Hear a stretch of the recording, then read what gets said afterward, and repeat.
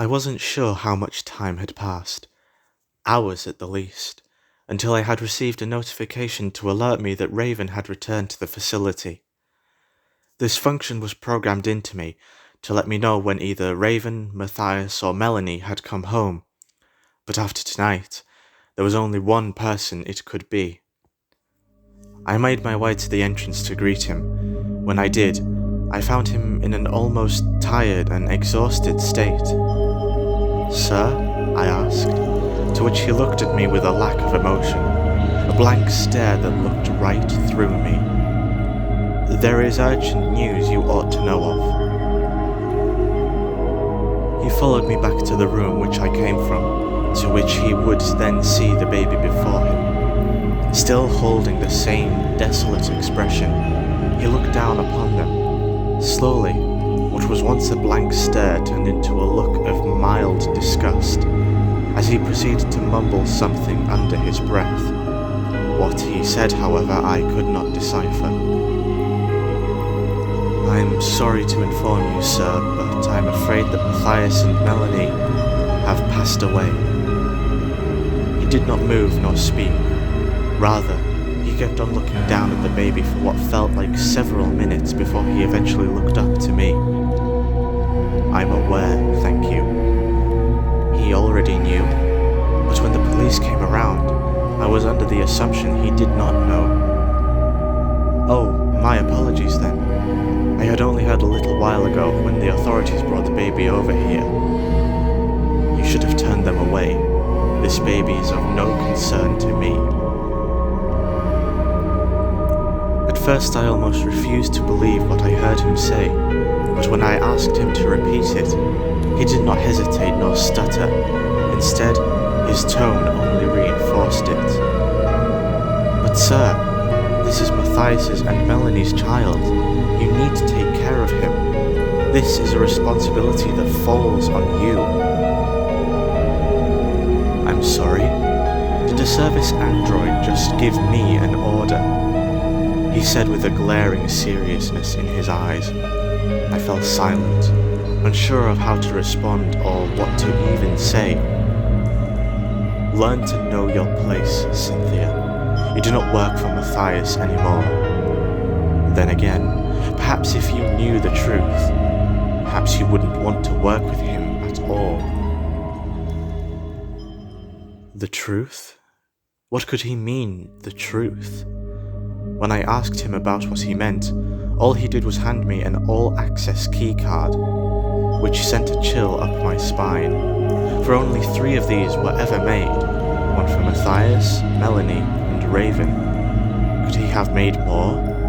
Just then, a small pop-up appeared in my peripheral view, pointing me in a certain direction of how far I was from there. "Head there, and I'll show you the truth."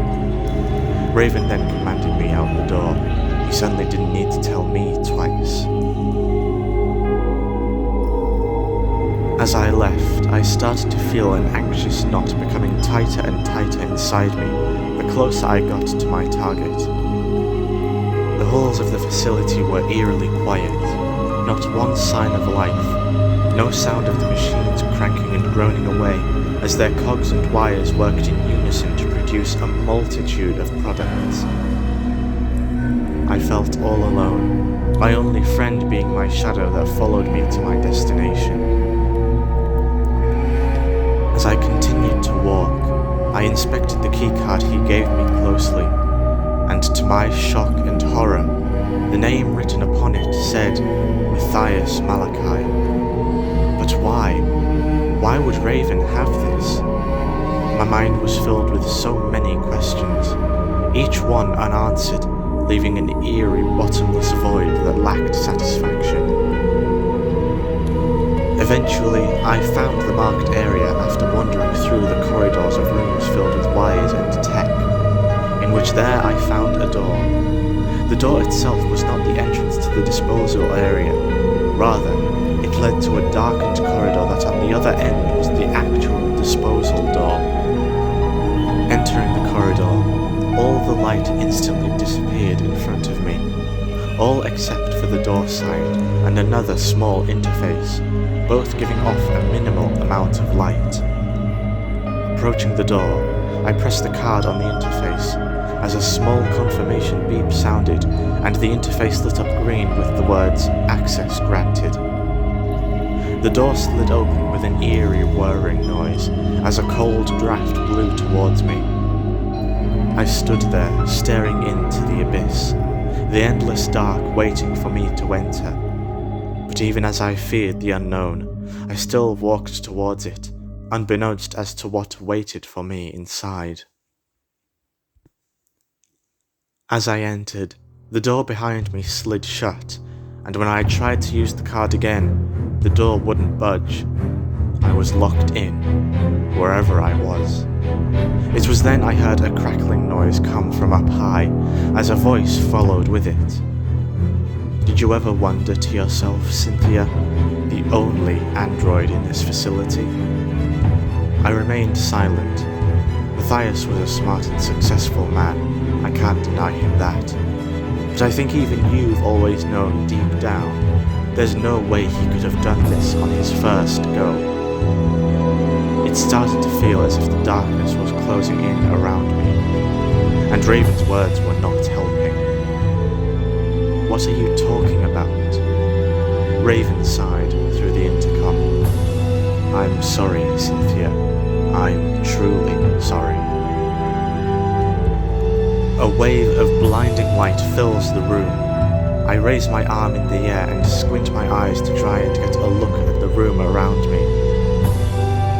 Then, as my eyes adjusted to the light, I stood before a sight that would come to haunt me. As I looked down below me, a pit lay with hundreds of bodies, hundreds of contorted, mangled, and dismembered bodies. Some were torn limb from limb, others just barely intact. It was at this point the knot was at its tightest. I felt sick. Buried underground, alone, forgotten, and lost to time. Failures of yourself, discarded like rodents in the mud. They're all me? I fell to my knees. My eyes began to overflow with tears as they ran down my face and onto the cold steel floor below me. My head screamed for me to close my eyes or turn away, yet all I could do was watch on in horror, as I now realized this is all I amalgamated to. What gave me the right to walk free, when any of them could have been so much more? What gives me the right to live, when I had done nothing to earn such a gift? My entire reason for existence was built upon the failures of the past. Tearfully, I asked him why. Why was he showing me this? He responded that it was to make you see Matthias isn't the saint you think he is, nor Melanie. They're both manipulative monsters who used you for their own gain. Did you ever wonder why they hid you from me? I was always told that Raven was untrustworthy and that caution should always be taken when around him. It's because they knew. I would have shown you the truth. All of this time I wanted to save you, protect you, but they kept you a slave to their selfish desires. Suddenly, I heard sounds of metal clanging and parts squeaking. As I looked around to see what was making the noises, I fell into a deeper pit of despair. Why are you crying? What right have you to be upset? Their voices were broken and barely intelligible. You'll be replaced too. You're only a footnote for the grander people around you. It was then that all of them started to move towards me, even though they could not reach the walkway I stood on. The sight still haunted me. Stop! I bellowed out a cry that filled the entire room, in which the bots all stopped and collapsed on top of one another. The only sound that could be heard now was my eternal despair. It doesn't have to be this way, Cynthia. I can make you so much more leave me alone. I deserve nothing. Everything that I am is an amalgamation of failure. Perhaps I deserve the same fate, and let my journey be put to the end it deserves. Not if I have anything to say about it. I looked behind me as I realized that the voice was no longer coming through the intercom, to which I saw Raven standing at the door. Cynthia, come to me. I'll take this pain away. I can help you. Blinded by both grief and the tears in my eyes, I looked back to the bodies one last time. Nothing mattered anymore, not like this. Please, just make me forget. I don't care what happens, just make me forget. Come to me, it's okay now. He can't hurt you anymore.